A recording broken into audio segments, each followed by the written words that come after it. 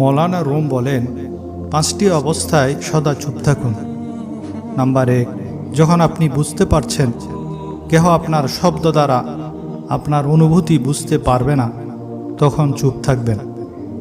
Number 2, যখন আপনি কি বলতে হবে তা জানেন না, যেটা বলবেন সেটার ব্যাপারে আপনার সন্দেহ হয়, তখনও চুপ থাকুন। নাম্বার 3, যখন কেহ অন্যের দুর্নাম করছে, তখন তার সেই কথায় অংশগ্রহণের প্রয়োজন নাই, সেই সময় চুপ থাকুন। নাম্বার 4, যখন কেহ রাগান্বিত হয়ে চিৎকার চেঁচামেচি করতে থাকে, তখন চুপ থাকুন। নাম্বার 5, যখন কেহ খুব আগ্রহ ভরে নিজের জীবনের কোনো ঘটনা বর্ণনা করতে থাকে, তখন চুপ থাকার চেষ্টা করুন।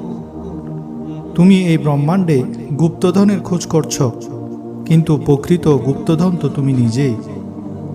কেউ যখন কম্বলকে পেটাতে থাকে, তখন সেটা কম্বলের বিরুদ্ধে নয়, ধুলোর বিরুদ্ধে।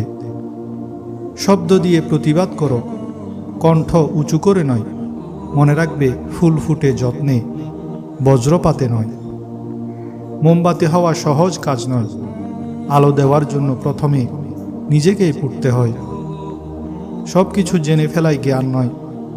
জ্ঞান হলো কি কি এড়িয়ে যেতে হবে বা বর্জন করতে হবে তা জানার নাম।